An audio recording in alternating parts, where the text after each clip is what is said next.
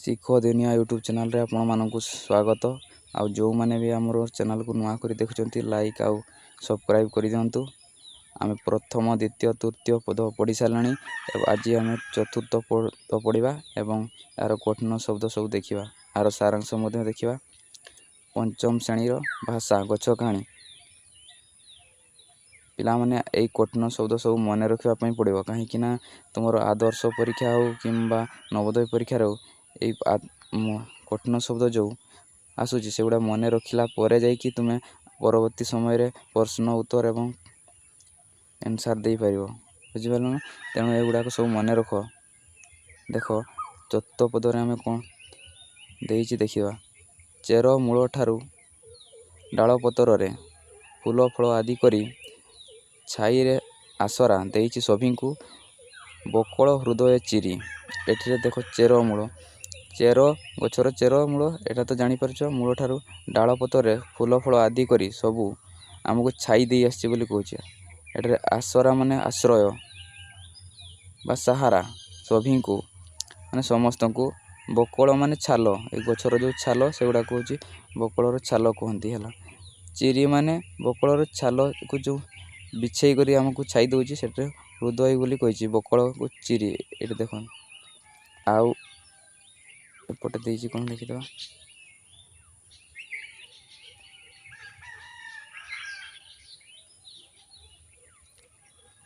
ଅନ୍ତର ଫେଡ଼ିଣ। ଏଠାରେ ଅନ୍ତର ଫେଡ଼ିଣ ଅର୍ଥ ମନ ଖୋଲି ହେଲା। ଅନ୍ତର ମାନେ ମନ, ଫେଡ଼ିଣ ମାନେ ଖୋଲି କରି କହୁଛି ଯେ ତୁମକୁ କରିନି ଆକୁଳ ମତେ ତୁମରି ସେବାରେ ରହିଛି ନୀତି ମୁଁ ଖାଓରେ ଖାଇବ ଯେତେ।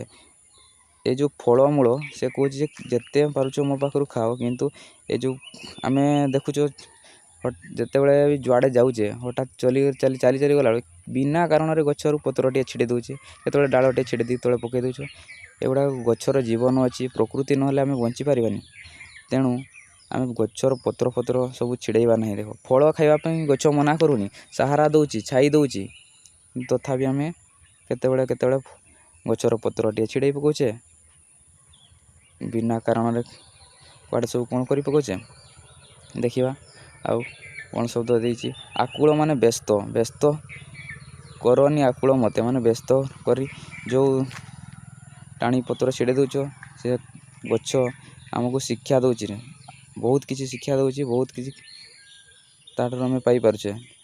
ତୁମରି ସେବାରେ ରହିଛି ନୀତି ମାନେ ପ୍ରତିଦିନ ଖାଓରେ ଖାଇବ ଯେତେ। ଫଳମୂଳ ଖାଇବା ପାଇଁ ମନା କରୁନାହିଁ କହୁଛି।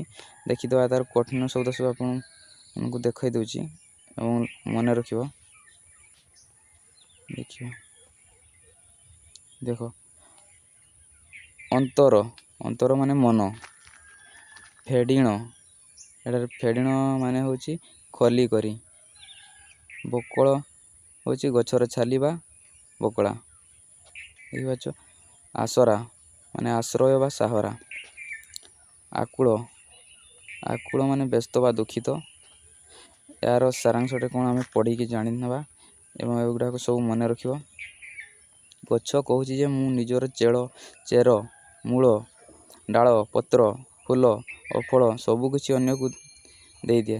ସେ କେବଳ ଆମକୁ ଦେଇ ଶିଖିଛି, କୌଣସି ଜିନିଷ ନେଉଛି କି କୌଣସି ଜିନିଷ ଆମଠାରୁ ନିଏ ନାହିଁ, କେବଳ ସେ ଗଛ ଦେଇ ଚାଲିଛି। ବୁଝୁଛ।